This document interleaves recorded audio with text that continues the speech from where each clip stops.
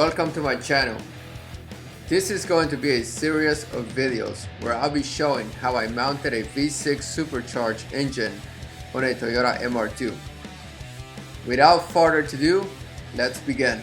So the first thing we're going to do is we're going to remove the belts. We're also going to remove the alternator. We're removing the bracket that holds all the pulleys for the supercharger. And we're going to remove the timing belt cover. We want to find the top dead center of cylinder number 1. And in order to do that, we will start by removing the spark plug and using a long screwdriver to find the highest point on cylinder number 1.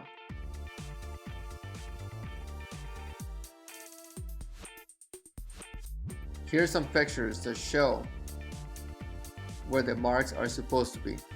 I also use a little bit of whiteout to make it more visible on video. I have also marked the crankshaft gear since it has to match a mark on the block.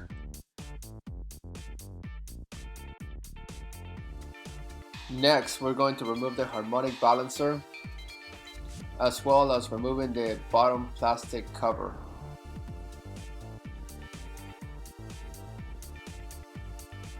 Here we're going to remove the engine mount bracket. This is going to be 12mm bolts and 2 nuts. Next, we're going to remove the belt tensioner. We're going to do this by removing the two 12mm bolts.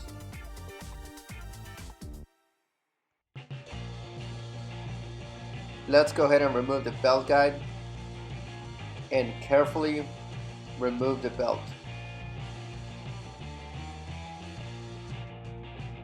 Here you can see I removed the bottom first and then I removed the top.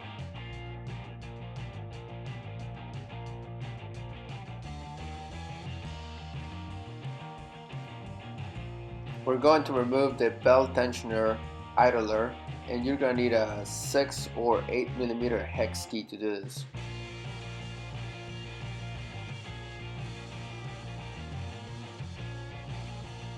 After removing the tensioner pulley, we also want to remove these hoses that are connected to the idle control valve and the 2 brackets holding the supercharger on the back.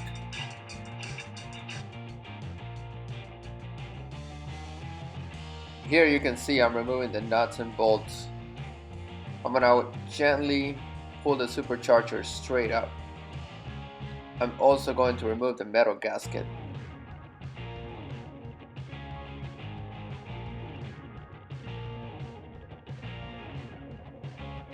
I'm going to cover the intake ports to prevent anything from falling into the engine and causing any damage. Let's go ahead and move the wiring harness out of the way for now. And then we're going to proceed by removing the valve covers. With the valve covers removed, we'll be able to grab the camshaft with a 24mm wrench. This will allow us to remove the bolt holding the pulley.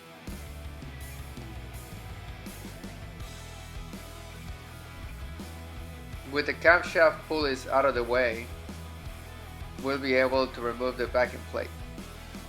Also, I'm going to replace the valve cover seal, so I'm just gonna put the valve covers back on for now. We're going to remove the idler pulley as well as all the bolts that hold the backing plate. If you notice, the wiring harness is also attached to this backing plate.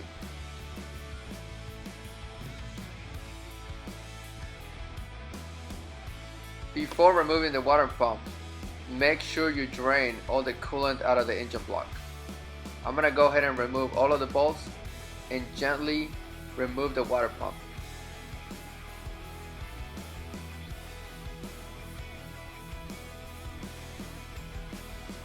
After we remove the water pump, we want to make sure we clean the surface very well before installing the new one.